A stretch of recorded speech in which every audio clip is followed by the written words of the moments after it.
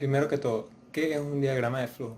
El diagrama de flujo es la representación gráfica de un algoritmo o proceso. Se utiliza en disciplinas como la programación, economía, procesos industriales y psicología cognitiva, etc.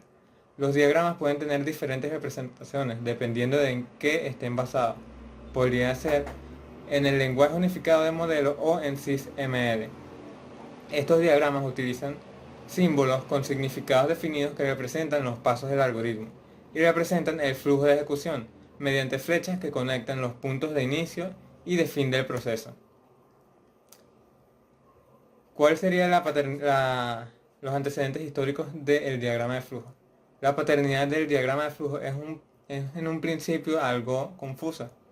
El método estructurado para documentar gráficamente un proceso como un flujo de pasos sucesivos y alternativos, o también en ese entonces podríamos conocerlo como el proceso de diagrama de flujo, fue expuesto por Frank Gilbert en la Sociedad Americana de Ingenieros Mecánicos, o también conocidos como ASME, en 1921, bajo el enunciado de proceso de gráfica, primeros pasos para encontrar el mejor modo. Las características de un diagrama de flujo podrían ser que es sintética, es simbolizada y es de forma visible como un sistema o un proceso.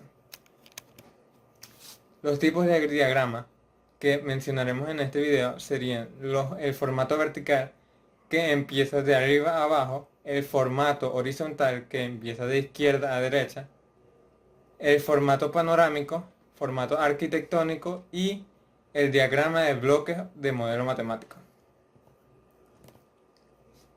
Las ventajas de un diagrama de flujo podrían ser que ayuda a ilustrar y a conectar ideas para aumentar nuestra productividad en el entorno profesional e incentivar nuestra creatividad. También favorecen la comprensión del proceso al mostrarlo como un dibujo. El cerebro humano conoce muy fácilmente los dibujos. Un diagrama de flujo reemplaza varias páginas de texto. Y también que permite identificar los problemas y las oportunidades de mejoras del proceso. Para entender los diagramas de flujo es muy importante entender su simbología. A continuación vamos a explicar algunos de los símbolos que se usan en los diagramas de flujo.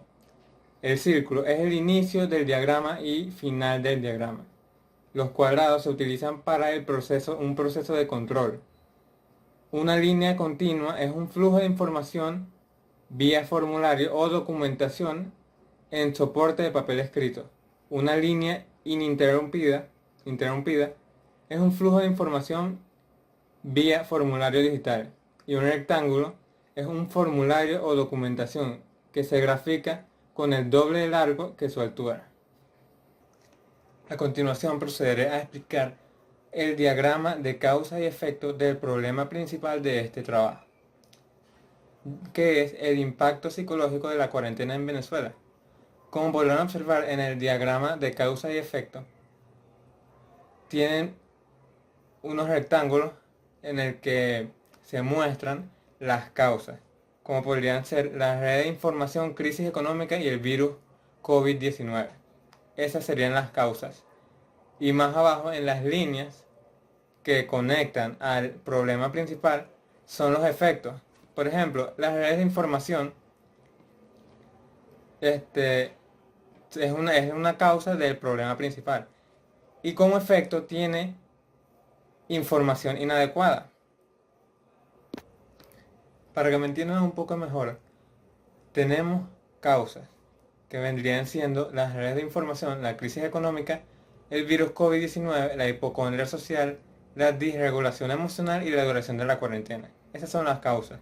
Estas causas tienen efectos, como podría ser la información inadecuada, la crisis de combustible, la crisis de insumos, el aislamiento social, contagio, etc. Esos son los efectos de las causas. Estos efectos nos llevan al problema principal, que es el impacto psicológico de la cuarentena en Venezuela.